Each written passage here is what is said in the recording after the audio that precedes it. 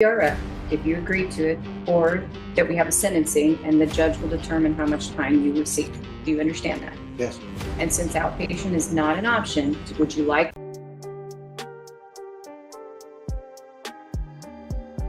Hello, Mr. Huerta. I don't know what How are you doing today? I'm doing. All right. So here's the thing: when you're brought over, and mind you, I'm not taking anything as true. I'm just putting you on notice. Yes, ma'am. One, you can't be taking pens. No, ma'am. All right. Number two, you can't be destroying stuff over there. Yes, ma'am. You understand? Yes, ma'am. So when you're brought over, you just need to sit in your seat. Don't touch any of the equipment, because that equipment, though outdated, is still expensive. Yes, ma'am. All right. I understand. So this is what's going to happen with your case. My understanding from your attorney is that you want to have a contested hearing. So what will end up happening is the witness that they're going to call, because both parties have told me there's only one allegation in the motion, and that allegation. Okay, right off the bat, the judge is setting the tone. She's not just giving instructions, she's managing a perceived risk. The mention of taking pins and destroying stuff tells us this defendant might have a history of acting out in court. This is a crucial detail. It frames his entire demeanor and the judge's patience level from the very beginning. In the motion is that you did not participate in an evaluation. Yes, ma'am. So somebody's going to be brought over to testify, and they're either going to say you participated in an evaluation, or either they're going to say you didn't. So the entire case hinges on this one thing. Did he or didn't he take a required mental health evaluation? Seems simple, but choosing a contested hearing is a huge gamble. It means he's forcing the state to prove their allegation, betting that their witness won't. Yes, ma'am. All right. Yes, ma'am. The only thing was I saw two different people for that. That's why I didn't know. The first one I saw, it was for the same evaluation. All right. So here's the thing. What you believe the facts of your case Yes, to be, yes, ma'am. your attorney may not want you to No, I discuss them with understand. you. So what I can tell you is, according to the allegations in the motion, they are saying, and I don't take any of it as true because they'll present witnesses. They're saying that you didn't participate in the mental health initiative evaluation in custody. That's it. Yes, ma'am. That's what they're saying you didn't do. So they're going to bring in a witness, and that witness is either going to say you participated in it or you didn't. Yes, ma'am. That's where we are. So your attorney tells me that you want somebody to be brought in to testify whether you participated in it or not. Yes. All right. So that's what we'll do. And that person is going to be by Zoom. It's going to be somebody, both parties have told the court, it's going to be somebody with Center for Healthcare Services. So that person who is alleged to have went to try to interview you is going to come and testify by Zoom. And either they're going to say, oh yeah, I recognize him. He participated in the interview. Or either they're going to say, yeah, I recognize him and he wouldn't participate. That's where we are. So we will come back. And we're going to come back in June.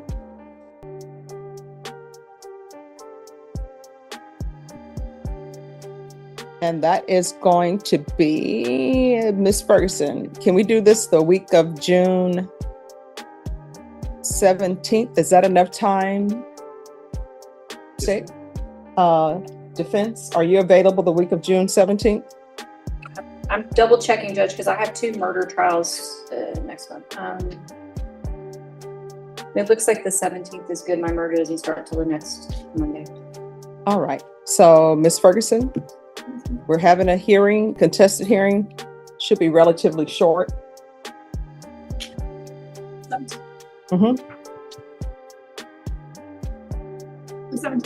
All right. So we'll come back on June 17th.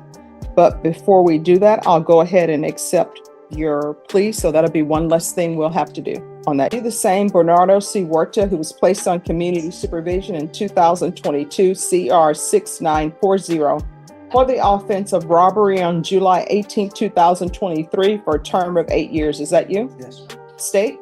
Violated condition number 39 on or about the 30th day of April 2024 in Bexar County, Texas. The defendant, Bernardo C. Huerta, did then and there fail to participate in the mental health initiative evaluation in custody Whoa, hold on. This is a massive shift. He just pled true to the violation. That means he's admitting he broke his probation. So why are we even having a contested hearing? This is a huge contradiction. Either there's a major miscommunication or the defense strategy is collapsing in real time. The judge is about to have zero patience for this. And comply with all rules, regulations, and instructions as directed by the court and/or supervision officer in violation of condition number 39. How do you plead to that? True or not true? True. All right, so if y'all want to go back and discuss things. Okay. All Thank right, you, Judge. thank you. You're welcome.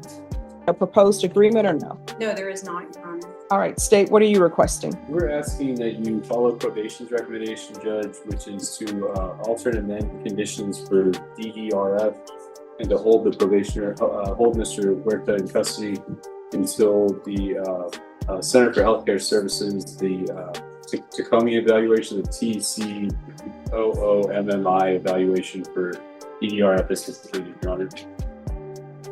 All right, defense, what are you requesting?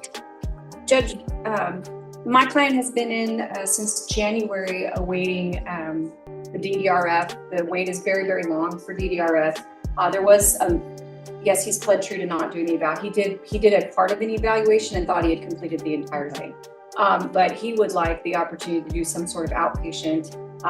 Our understanding is the wait for DDRF is 6 or 7 months long potentially, which means he will be sitting in jail almost a year by the time that happens. And so is there anything, may I ask him if there's anything else? Sure, but I will tell you, if you would have agreed to see them, you would have been done. Yes. And your 6 months would have been done. Can I, whenever. All right, do you want to raise your right hand? Do you solemnly swear or affirm the testimony you give will be the truth and nothing but the truth, so help you God? Yes, sir. You can lower your hand, state your name for the record. Bernardo Huerta. All right. What Yeah. would you like to say? Yes, sir. I do understand that, but it's still a 6 to 7 month wait. I have almost 2 years back time on this case already, just sitting in the jail. Oh, do you just want to go to prison? No, Your Honor, I don't. All right, so here's the thing. I don't Let's have stop. to- No, stop. Let me explain something to you for a moment. Let's go off the record for a second. I don't know why people commit offenses. You plead to the offenses that you committed. You're placed on probation. You get a motion to revoke. The reason why you have the DDRF pending is because you were here for a motion to revoke a violation of condition number 4. Guess what? If you were not placed back here for a violation for your motion to revoke, you never would have been waiting for a mental health evaluation. What ends up happening is people are on probation. They're excited about getting probation because they thought they were going to prison. And people will stand before me and you know what they will say? I can be on probation for life. I'm pulling my life together. You can ask me to report every day. I'll do it. I already know that's not going to happen. It's sort of like when people say, I'm 1,000% sure that I'm clean. You know what that usually means? They're dirty. Anything anybody says that's beyond 100%, it's usually not true. So you came before me with that. You were placed on probation July. Then February 2024, you had a violation of condition number 4. And I remember you. You came before me. You were so happy to be continued and not be revoked. And now you come before me.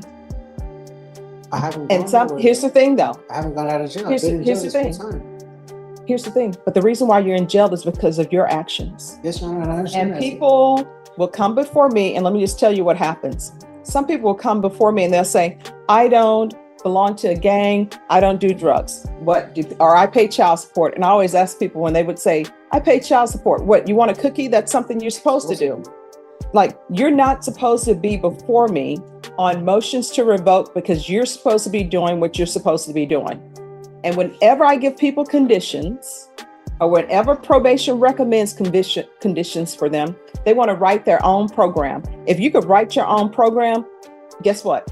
I wouldn't have a job. Defense attorneys wouldn't have a job. The state wouldn't have a job. It would be great. But you can't appear before the court and then decide that you're writing your own program and you deciding that you're not going to follow through and speak to the person. If you would have spoke to that person in April, your 6 months would have been done. You would have been either in DDRF or not. They would have transferred you. But you know what? You've been pushed back. You know why you've been pushed back? Because you did not want to do the other interview because you're like, I'm done. And I always tell people when you're on paper, and that's what this is a contract, you're on paper. Even if somebody tells you, we're coming here for an interview, and even if you've thought you've already done the interview, doesn't hurt you to go ahead and do the interview, then you can come to court and say, they came to me for an interview for a third time and I had already done the interview. Then we can discuss that. This right here is the judge's masterclass. She's breaking down the brutal reality of probation. It's not a suggestion, it's a contract. Her line, "You don't get to write your own program," is everything. She's highlighting the core issue. His refusal to play by the rules, even simple ones, is what created this entire mess. The system has no room for, "I thought I was done." This is where you see the consequences of defiance. But when you don't follow through on what you're supposed to do, guess what ends up happening? Everything falls and you get placed at the end of the line, because guess what? There's somebody there who's on probation, who had to be interviewed for mental health and DDRF, and guess what? They took your spot. That's where we are. That's the only thing. I'm just seeing a lot of people coming back, a lot of time waiting for it. Yeah. I mean, I make rulings, and there's a reason why these rulings are made, right? And then you're also on, I believe you're on gang supervision as well. I'm not sure. Is he on gang supervision? Sorry about that. Well, were you a previous gang member? I used to be, yes. All right, so he was on gang supervision. So I have somebody standing before me who is on gang supervision. You know, you're given probation, the state recommended community supervision, and then you're over here pulling stuff off or trying to pull stuff off. That's why you have the DDRF. Now, if you don't want to wait for DDRF, I can revoke you. You guys can talk over what time you want, and I'll do what I will with regards to time. And guess what? You'll go to prison, you'll do your time, you'll get out. Either you're going to act right and follow the rules and conditions of society, which don't pick up any new offenses, take care of your children, stay on the straight and narrow. If you don't, you'll probably end up being a habitual, and your minimum when you come back will be probably 25, or maybe it'll be as a repeater in which case your minimum will be 15, depending on the charges. So if you want to discuss with the state and your attorney about doing your time, then you can do your time. And legally, I have to give you credit for any time that you've been in custody towards your time. So if you want to talk to your attorney about that and talk to the state about that, I'm not saying if they agree to revocation and they want to give you a specific amount of time, I'm not saying I'm following that, but I'll consider it. All right. So if you want to talk to your attorney about that, you can. So I'll let y'all talk about that, and I'll do this plea. And Mr. Huerta, you're still under oath. All right, defense. Mr. Huerta, we talked over the break about whether or not you would agree to go to DDRF, and you've indicated that you do not want to do that, correct? No, I'm trying to get an outpatient program. Okay, and knowing that that's not an option, Just 1 second. I'm sorry. I don't know if the court reporter heard his answer. can you repeat that? I was trying to get an outpatient program. No, Okay. The last part? but if it's not possible, All right, so you're trolling off. So my understanding, and correct me if I'm wrong, your answer to the defense counsel question is you're trying to get into outpatient treatment. Is that correct? Yes, sir. Oh, it's fine. He's just mumbling. And if you're This is an incredible moment. Even the prosecutor is arguing against sending him to prison, begging the judge to force him into the rehab program. That almost never happens. It shows how clearly self-destructive the defendant's choice is. The system is literally trying to help him, and he's refusing the lifeline. Tension here is unreal. not able to get into outpatient treatment, then what was the next thing you said? I'll figure out what happens. All right. Mr. Huerta, I explained to you the only options in front of you are DDRF, if you agree to it, or that we have a sentencing and the judge will determine how much time you receive. Do you understand that? Yes. And since outpatient is not an option, would you like to avail yourself of the opportunity to do DDRF, or do you want to be sentenced today? I guess we'll sentence. Okay. And I advise you to go with DDRF, correct? Okay. All right. That's all I have to put on the record. Thank you. All right, so he's pled true to violation of condition number 39. Is there a proposed agreement? There's not, Your Honor. I would ask the court, I know that the defendant has stated that he would like to be sentenced. I don't think you should do that. I think you should say, hey, you're going to the inpatient. That's, I think that's a better option for him. If, I know he said he wants to be sentenced, but, and I can speak to that if the court would like to. Sure. I mean, here's the question, Mr. Huerta. You don't get to decide whether you're in inpatient treatment or outpatient treatment. Now, they want to interview you for DDRF. Either you're going to do that or you're not going to do it. So, do you want to be interviewed for DDRF? Yes or no? Yeah, I guess. No, it's not I guess. It's either yes or no. Yes. You can't write your own program. Here are your options. Your options are you can be interviewed for DDRF, and if they deem that you're acceptable to the program, that's where you're going to be. Or if you don't want to do that and you tell the court you don't want to do that, then I will revoke you. Those are your two options. Now, if the court were to revoke you, then the most I could sentence you to is 8 years. I'm sure your attorney will ask for something probably less than 8. 20 years just to this deferred. No, he's not on deferred. He's on regular. Is the usually paid? Oh, okay. Yes. So, no, he's on regular. So the most I can sentence him to is 8 years. So, and he legally, I have to give you credit for any time served that you've been in custody. So those are your options.